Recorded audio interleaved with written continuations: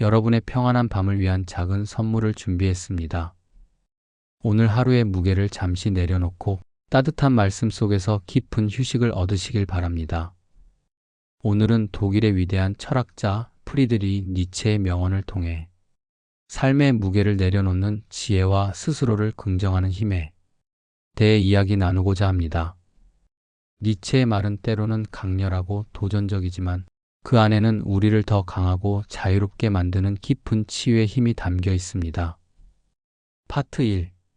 운명을 사랑하라. 아모르 파티의 지혜. 운명을 사랑하라. 내 운명을 사랑하라. 아모르 파티. 이것이 지금부터 나의 사랑이 될 것이다.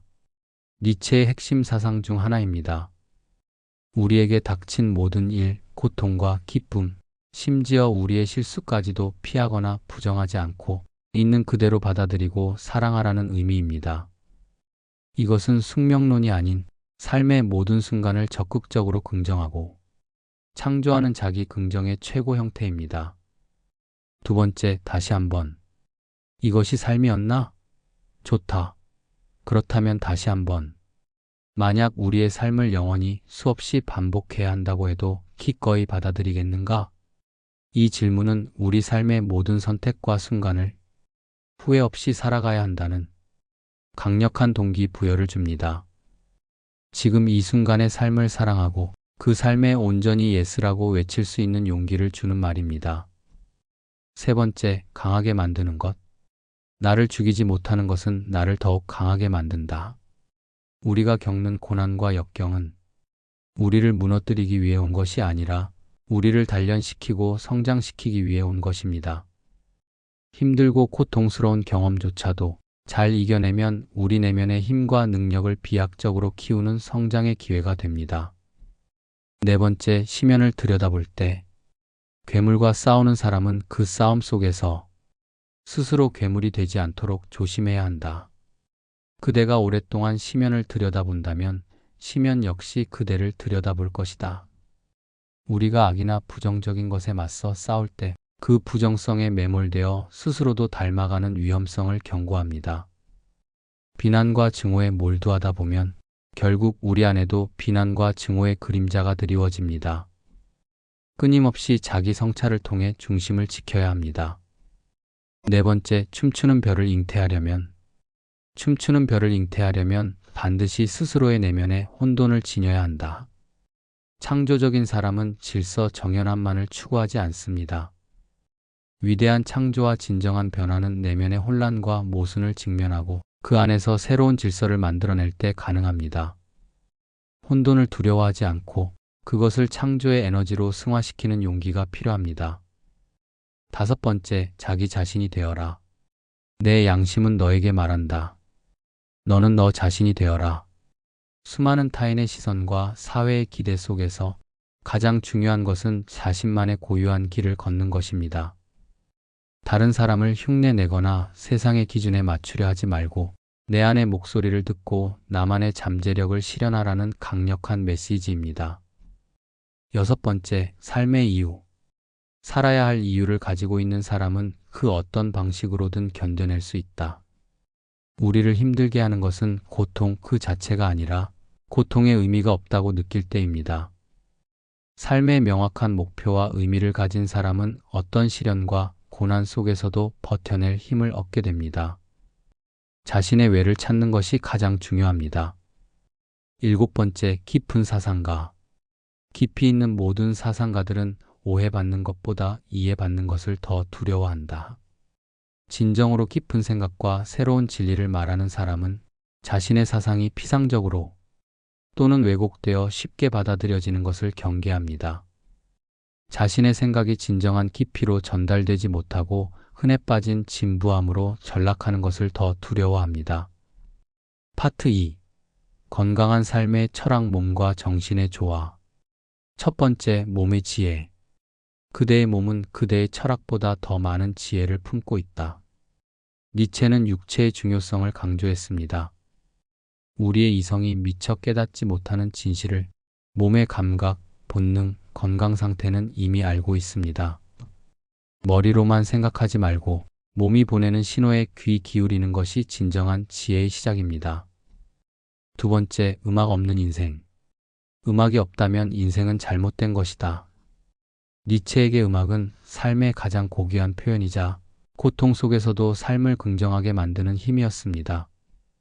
음악처럼 리듬과 열정이 없는 삶, 단순히 생존하는 삶은 잘못된 삶입니다. 삶의 아름다움과 활력을 불어넣는 나만의 음악을 찾아야 합니다. 세 번째, 위험한 삶.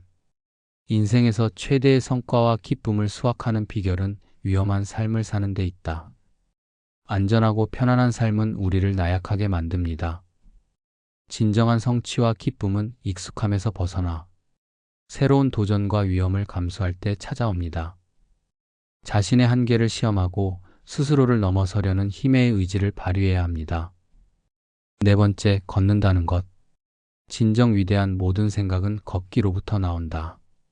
니체는 걷기를 통해 가장 중요한 철학적 사색을 했습니다. 몸을 움직이는 것은 정신을 깨우는 행위입니다.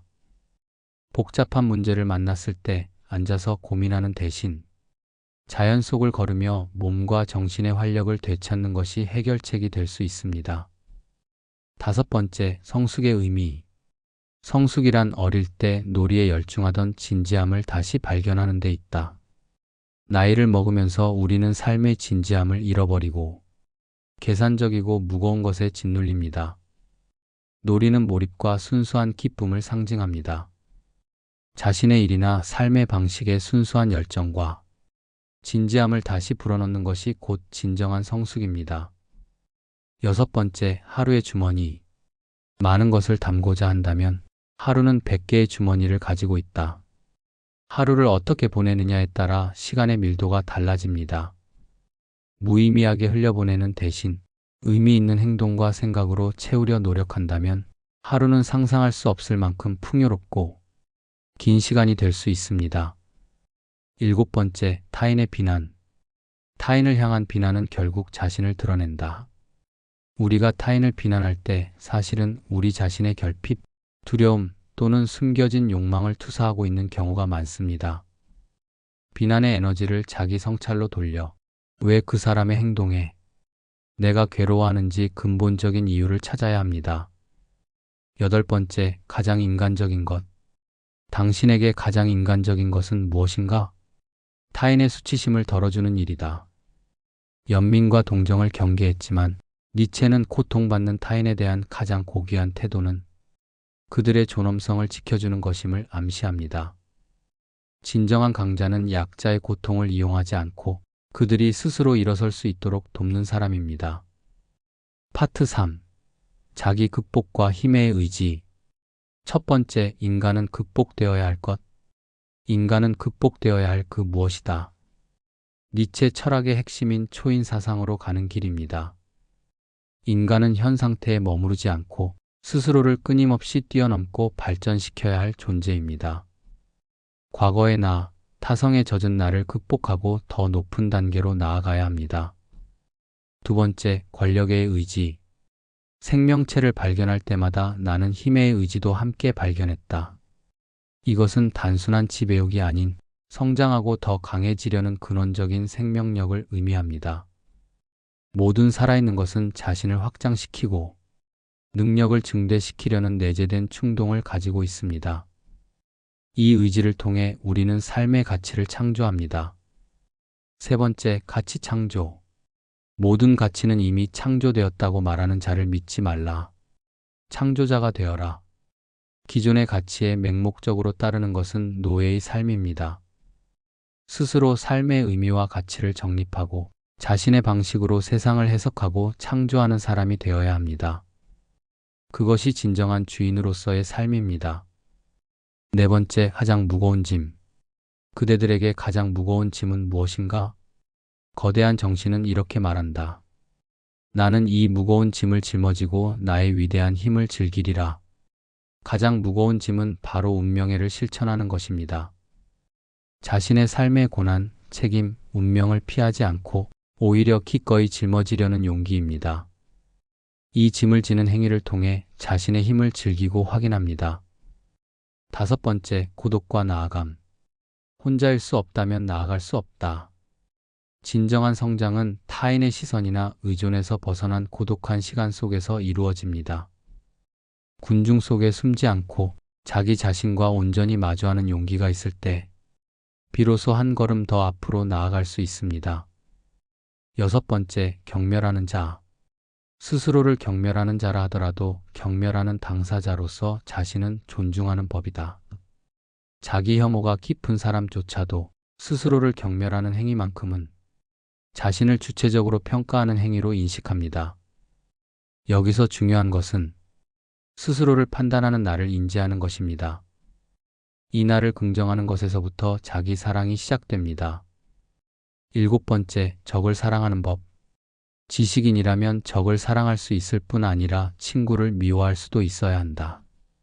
니체는 진실과 지혜를 최우선에 두었습니다. 적의 주장에서도 배울 점이 있다면 그것을 긍정하고 친구의 주장이라도 거짓이라면 비판할 수 있는 지적인 용기와 독립성이 필요합니다.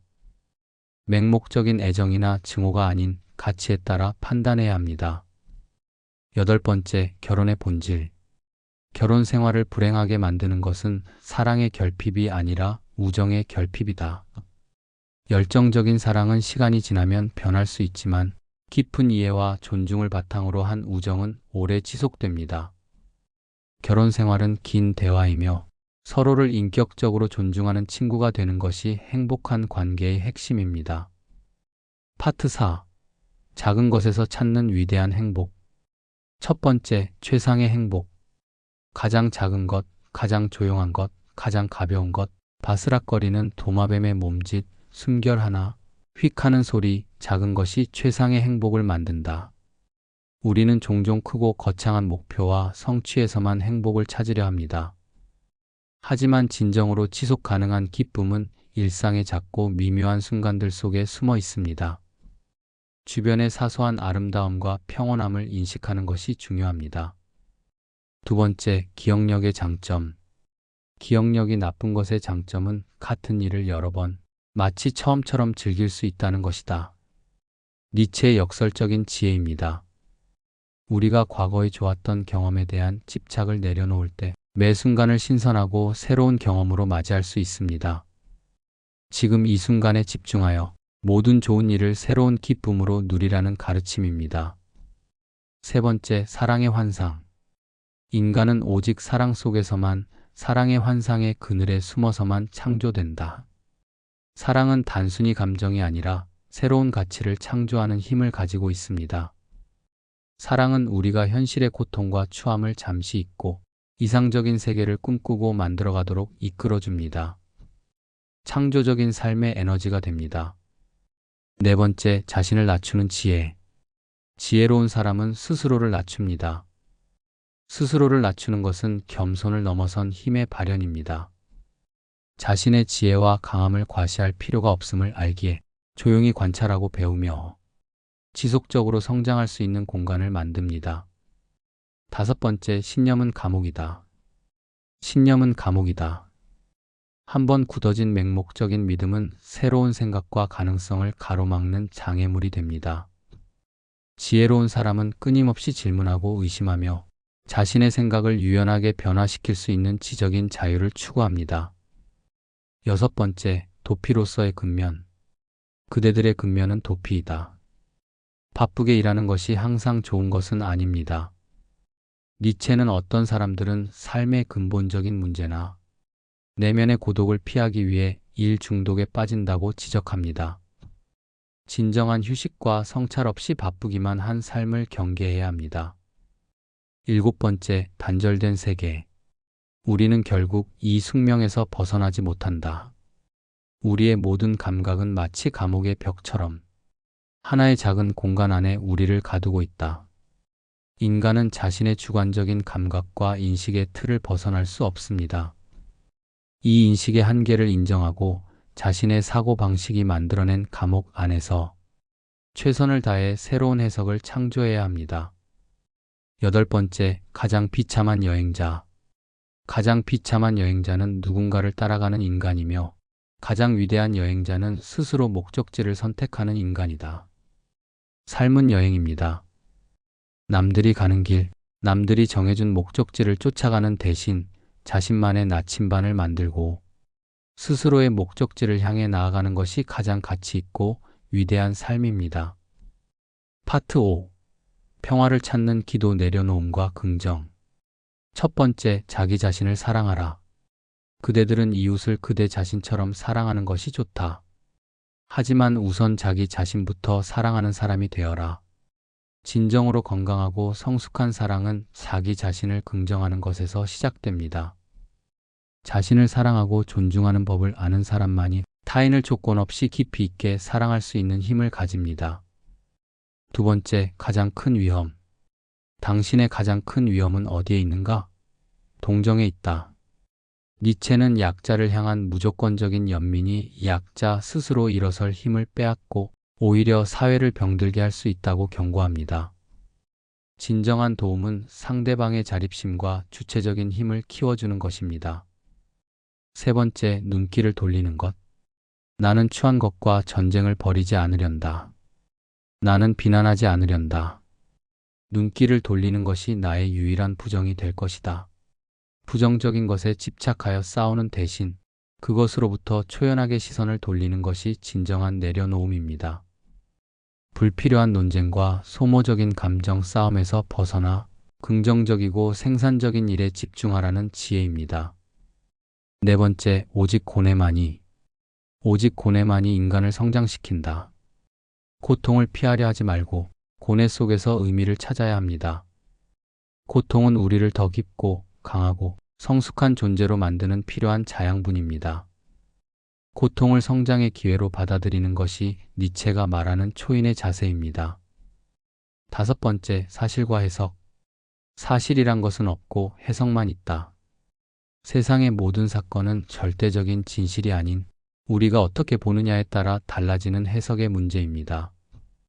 이 지혜는 우리에게 주체적인 시각을 부여하며 부정적인 상황도 긍정적으로 재해석할 수 있는 힘을 줍니다. 여섯 번째, 나는 여전히 살아있으며. 나는 여전히 살아있으며 또한 여전히 생각하고 있다. 나는 아직은 살아야 한다. 아직은 생각을 해야 하기 때문이다. 삶의 마지막 순간까지도 생각하고 성찰하고 존재 이유를 찾는 것이 인간의 가장 고귀한 의무입니다. 살아있음 자체가 생각할 수 있는 기회이며 이것이 바로 삶을 지속하게 하는 강력한 힘입니다. 일곱 번째, 자신의 길을 가라. 너는 위대해지는 길을 걸어라. 너의 길을 가야만 한다. 너의 배후에 더 이상 다른 길은 없다는 사실이 지금 너에게 최선의 용기를 주어야만 한다. 타인의 시선이나 기대를 벗어나 자신만의 고유한 길을 걸을 때 때로는 외롭고 두려울 수 있습니다. 하지만 이 길이 나만이 갈 수 있는 유일한 길임을 깨닫는 순간 뒤돌아보지 않을 용기가 생깁니다. 마지막, 다시 한번 안녕히. 이것이 삶이란 말인가? 그래, 그렇다면 한 번 더. 오늘 이 말씀들이 여러분의 마음속에 오래도록 남아 평안을 주길 바랍니다. 다음 시간에도 좋은 말씀으로 찾아뵙겠습니다.